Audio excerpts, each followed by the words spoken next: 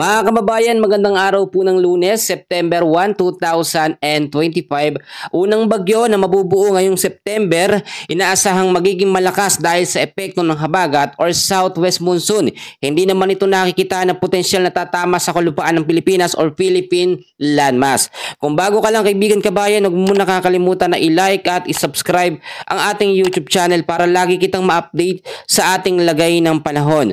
So kabayan, finally September na nga po, no? Pero meron tayong monitor ngayon na low pressure area. Ipapakita kong mabuti mga kababayan. So ito ho yung sinasabi natin na panibagong low pressure area. Actually kahapon lang ito nabuo at kung makikita nyo, sa ngayon ho, meron po itong lokasyon, no? Na 675 kilometers east of Borongan City, Eastern Samar. Pero pahilaga po ang kanyang direksyon. Kung makikita nyo, medyo malayo siya, no, sa ating kalupaan. At yung nakakaapekto sa ilang bahagi ng ating bansa, dyan sa Eastern Visayas, Bicol Region, ay yung trap or extension ng kanyang hangin. Pero direksyon naman niya pahilaga, papalayo ho sa ating Philippine landmass or sa kalupaan ng Pilipinas, no.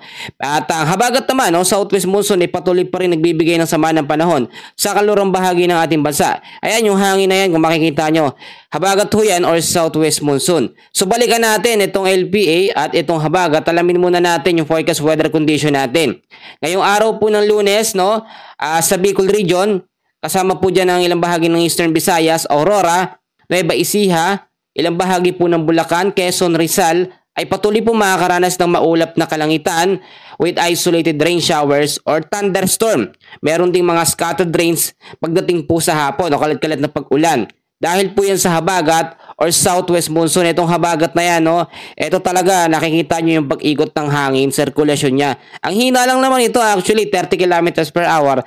Mahina lang naman pero consistent yung ikot ng hangin niya. Yung tinatawag natin na spiral clouds. Ayan ho yan. Nakikita naman natin kahit maliit siya na low pressure area lamang at pahilaga ang direction, grabe naman yung pagbibigay niya ng makulimlim na panahon at minsan talaga nakakaranas pa tayo ng pag-uulan. Bakit? Dahil ho yan sa epekto ng habagat, no? Pinapalakas kasi ng habagat o nahahatak yung pressure po na meron dito galing po sa low pressure area. So dito naman tayo sa ilang bahagi ho ng Metro Manila, no?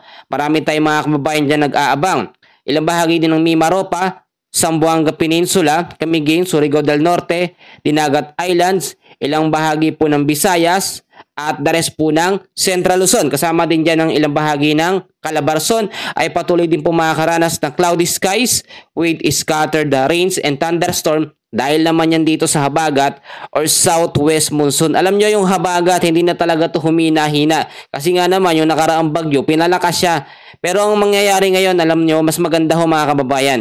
Dahil etong LPA na yan, malayo siya masyado. Kapag ka ito yung nakalayo pa ng husto sa ating pong Philippine Area of Responsibility, hihina naman ang epekto ng habagat or southwest monsoon. Kasi wala pong another pressure ng hangin sa loob ng ating Philippine Area of Responsibility. Ang habagat, consistent naman yung galaw niya sa kayong direksyon niya, no, sa kanlurang bahagi ng ating bansa. Yan po yung naapektuhan. So balikan natin, no, sa ilang bahagi po ng Northern Mindanao, the rest po ng Caraga, ay patuloy din po makakaranas, no, ng maulap na kalangitan with scattered rains and thunderstorm dahil po sa southwest monsoon or hanging habagat. Ganon din ang magiging epekto ng ilang bahagi ng ating bansa na hindi ko nabanggit. Mga ilang lugar dito sa Luzon, mga ilang lugar din sa Visayas at sa Mindanao ay patuloy na makakaranas ng mga localized thunderstorm. And usually, pagdating sa hapon at sa gabi naman, yung mga bugso po ng mga pag-uulan na yan. So ngayon, maraming mga kababayan natin ang nag-aalala sa magiging unang bagyo ngayong September. Kasi nga po, meron ng pangalan, no? Bagyong Kiko na, naglalabasan na yung mga update para sa magiging panibagong bagyo. Actually, hindi pa naman natin makakonsider na magiging bagyo talaga to kasi mahina siya masyado. Tignan nyo mabuti, talagang hindi nagbabago yung lakas niya, 30 pa rin po. Hanggang ngayon mga kaibigan, 30 kilometers per hour pa rin yung lakas niya. At sa mga susunod na mga oras at mga araw, ganun pa rin ang magiging lakas niya. Dahil nga po, walang ibang pressure na nagpapalakas sa kanya. Yung high pressure sa taas, medyo mahina. Pero ang habagat masyado ding malayo. Kaya hindi talaga natin ito dapat pangambahan. So yung sinasabi natin kung category kapag naging bagyo naman ito, hanggang tropical storm category lang ito. Or minsan hanggang tropical depression. Basta hindi siya tumawid dito sa Eastern Visayas. Ito po, no, para malinaw.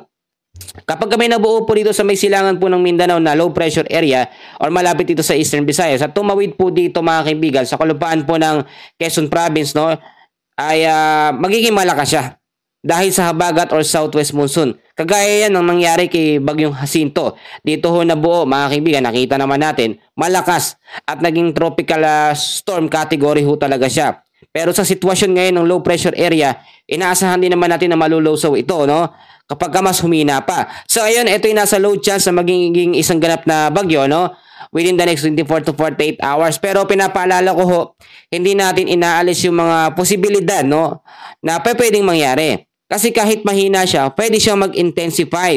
Dahil nga po diniklara na officially, La Nina na talaga ngayon, simula September 1 hanggang December po, ay magtutuloy-tuloy po ang paglakas ng epekto ng habagat sa kanlurang bahagi ng ating bansa. Ngayon mga kaibigan, kahit po hindi pa naman talaga direktang tumatama sa Philippine landmass o kalupaan po ng Pilipinas, ito nga pong low pressure area ay nagpapaulan na siya sa ilang bahagi ng ating bansa. Ngayong araw din po, no, meron tayong heavy rainfall warning. September 1, 50 to 100 mm sa dami ng ulan ang mararanasan po. Ito, makinig po tayo sa Quezon, Camarines Norte, Camarines Sur, Catanduanes, Albay, Sorsogon, Masbate, at Northern Samar. Pagdating naman po ng Tuesday ng hapon, sa September 2 naman, ay 50 to 100 mm din na dami ng ulan sa Quezon, Camarines Norte, Camarines Sur, Catanduanes, at sa Albay. So dahil yan dito dahil yun dito sa low pressure area, yung tarap extension ng kanyang hangin. Ayun, okay, kung makikita nyo, nandito yung low pressure area pero nandito yung sirkulasyon ng hangin, nandito banda.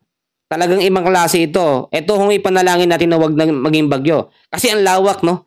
Ang lawak ng mga nasasakupan na kanyang hangin. Alam nyo, bawat bagyo na pumapasok sa Pilipinas, may iba-ibang kategory yan. Merong mga bagyo na maliit lamang ang sirkulasyon pero yung pinakasentro, pinakamata, malakas. Meron namang mahinang bagyo na lawak ng sirkulasyon ng hangin pero mahina yung pinakasentro, pinakamata niya. Parang ito yung low pressure area na yan. Kung maging bagyong Kiko ito, bantaho talaga ito sa malaking bahagi ng Pilipinas. So ngayon naman ho, dahil naman po sa banta ng habagat or southwest monsoon, ngayong araw din po, ngayong hapon, no, September 1, meron tayong moderate to heavy rains na 50 to 100 mm sa dami ng ulan dito po sa Occidental Mindoro, Antique at Negros Occidental. Pagdating naman po ng Tuesday ng hapon, September 2, moderate to heavy rains din ang ating inaasahan na merong 50 to 100 mm sa dami ng ulan sa Occidental Mindoro pa rin po at sa Antique. Pagdating naman ng Wednesday ng hapon, meron din tayong moderate to heavy rains, 50 to 100 mm sa dami ng ulan sa Occidental Mindoro pa rin po. So yung mga lugar na aking binanggit, mag-ingat po tayo lalong-lalo na dito sa Metro Manila sa banta po ng posibleng mga pagbabaha. Bakit? Lagi kong pinipinpoint po yung Metro Manila kasi malaking bahagi ho ng Metro Manila ng Luzon ay talagang nalulubog ngayon sa pagbabaha kahit mga localized thunderstorm lang. Bakit? Bilyon-bilyon na nakurakot dahil po sa palpak po na flood control, no? Maraming kontraktor ang nanabutahe dito nga po sa malaking parte po ng Metro Manila, ilang bahagi ng Luzon. Ganun din sa Visayas area at meron din sa Mindanao. So kahit ganon ang nangyayari mga kaibigan, lumaban pa rin tayo. Kumbaga maging handa tayo sa mga posibilidad na pwedeng mangyari. Pasalamat po tayo sa Diyos kasi low pressure area pa lamang, no? Ito pa lang, mahina pa, no? Huwag tayong mabahala masyado mga kaibigan kasi low pressure area pa lamang po. Pero ngayon, ako ay nagbibigay lagi ng paalala na dapat maging handa po tayo sa mga posibilidad na pwede pong mangyari. So kung titignan nyo, tinalakay natin noong nakaraan sa week 1 natin, no? Ngayong first week po ng September, possible na may isang bagyo na mabubuo. So eto ba yun? Yung bagyo na yan, yung etong low pressure area na yan. Hindi po ito mga kaibigan kasi posible itong malusaw sa mga susunod na mga oras kasi stable ho siya sa pagiging low chance, no? O nasa yellow yung status ng kanyang pagiging bagyo. So possible na may mabuong panibagong low pressure area dito sa may silangan ng Mindanao o kaya dito naman sa may silangan ng Luzon. Posible yan. Pwede rin may mabuong low pressure area dito po sa ilang bahagi o kanlurang bahagi po ng ating bansa, no? Ay ito, banda sa may habagat. Kasi diyan may sirkulasyon ng hangin. Actually dito meron din naman yung high pressure mga kaibigan sa taas, pero dito madalang po ang pagkabuo ng bagyo. Dahil nga po yung sirkulasyon ng hangin masyadong malawak, no? At mahina din naman. So maging handa po tayo sa mga posibilidad na pwedeng mangyari. Ngayon mga kaibigan, pinapaalala ko sa inyo unang-una, maglinis tayo ng ating kapaligiran. kahit nai-stress tayo sa bilyon-bilyon na nawala para sana sa flood control, malaking bahagi ng Metro Manila, Quezon City, binabaha na dating hindi binabaha. So sabayan natin ng paglilinis ng basura lalo na dito sa Metro Manila, ilang bahagi po ng Bulacan, may mga lugar talaga dyan. Sa Pasig City, grabe, bilyon talaga mga kaibigan, mga kababayan.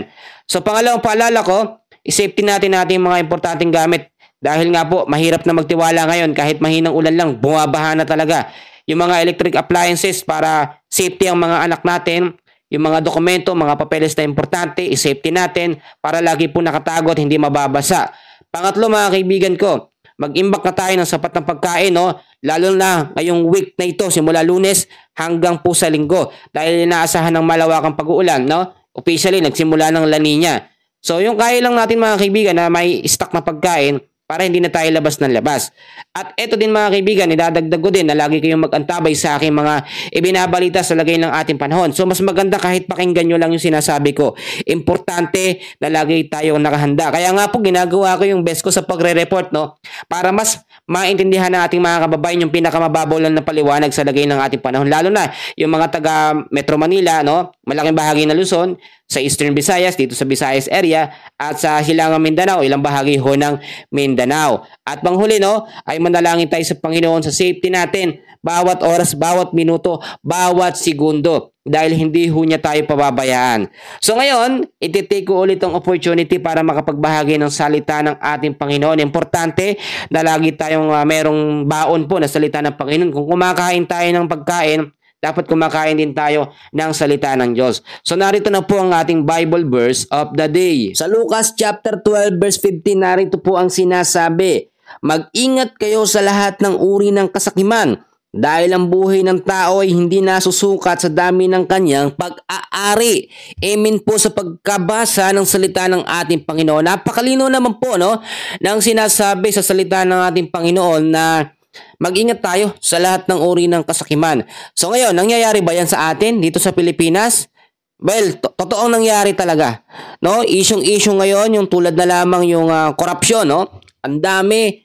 Alam nyo, yung mga nangyayari ngayon, bilyon-bilyon ang nawawala sa taong bayan na napupunta lamang sa bulsa ng iilang mga tao. So dapat ang ginagawa natin dito hindi tayo nananahimik lamang, no? Unang-una, dapat ipanalangin natin sila sa kanilang mga buhay dahil malinaw ang pagkasabi sa salita ng Panginoon, no? Na dahil ang buhay ng tao ay hindi nasusukat sa dami ng kanyang pag-aari o yaman. Yung mga pera na yan, yung yaman nila na yan, pagdating ng araw, iiwanan nila yan dito sa lupa. At ang buhay nila, no? Ang kaluluwa nila, walang dadalhin niya ng kahit magkano, kahit 5. Napakalinis po at napakalino ng pagkasabi sa salita ng ating Panginoon na lahat ng mga bagay dito, kayamanan, ginto, pera, kahit bilyon-bilyon pa, iniiwanan natin yan kapag tayo ay namatay. Alam nyo bakit nagiging greedy ang isang tao? Dahil silaw na sila sa pera. Yung tipong mayaman na ay talaga naghahangad pang mas yumaman. Bakit? Dahil nga po nakikita natin ang pera talaga minsan, madaling nasisilaw ang tao. Kapag ka sinabi natin na pera, hindi naman natin sinasabi na eto ugat talaga lahat ng kasamaan. Pero yan ang nagiging dahilan kung bakit pumapasok sa isip ng tao na maghangad pa siya ng mas marami. Hindi nakukontento. Kapag ka kinuha ng Panginoon yung mga pera, kayamanan na yan, kapag ka nagkaroon ng mga sakit, ay mauubos po lahat yan. So mas mahalaga na i-priority natin ngayon ang magkaroon ng relasyon sa ating Panginoong Hesus, hindi sa mga bagay na pera o anumang yaman dito sa mundo, sa Pilipinas, sa lahat ng bansa. Dahil ng mga yan pansamantala lamang nasisira. Ang dapat ho natin ginagawa ay nag-iimpok tayo ng pera sa langit o kayamanan sa langit, no? Dahil ang kayamanan ho sa langit ay hindi nabubulok bagkus panghabang buhay. Ang kayamanan dito sa lupa, mabilis lamang yan nasisira, mga kaibigan, mga kababayan, mga kapatid. So dapat mas pinapriority natin ang mag-impok ng kayamanan sa langit. So paano ba tayo mag-iimpok ng kayamanan sa langit? Unang-una, dapat meron tayong intimate na relasyon sa ating Panginoong Hesus. Kilala natin siya, no? At naniniwala tayo na siya ay namatay para sa atin at maligtas tayo. At ang kinakailangan natin ay manalig sa Kanya ng buong puso para ho tayo ay maligtas. At the same time, magre-reflect na yun sa atin. Makakagawa tayo ng mga mabuti. Ang mga bagay na yan ay bunga na po ng kaligtasan na tinanggap natin sa ating Panginoong Hesus. Tunay nga po, no? Sa umagang ito na ipanalangin na lamang natin yung mga korupsyon na nangyayari sa Luzon, Visayas at Mindanao, bilyon-bilyon sa flood control, hindi na ayos. Yung mga pera na uwi lamang sa mga bulsa, sa mga sasakyan, sa bahay, doon lamang po. At tayo ang nagbabayad ng buwis, sila ho ang nakikinabang. So unang-una, dapat ipanalangin natin sila, nahipuin sila ng Panginoon, wala lamang imposible. Magbago ang puso nila, no? At ibalik nila yung pera at gamitin ho sa tama. Mga kaibigan, mga kababayan, pasensya na kayo kung talagang medyo matindi ang ating Bible verse of the day. Yan po ang binigay sa atin ng Panginoon ngayong araw po ng Lunes, no?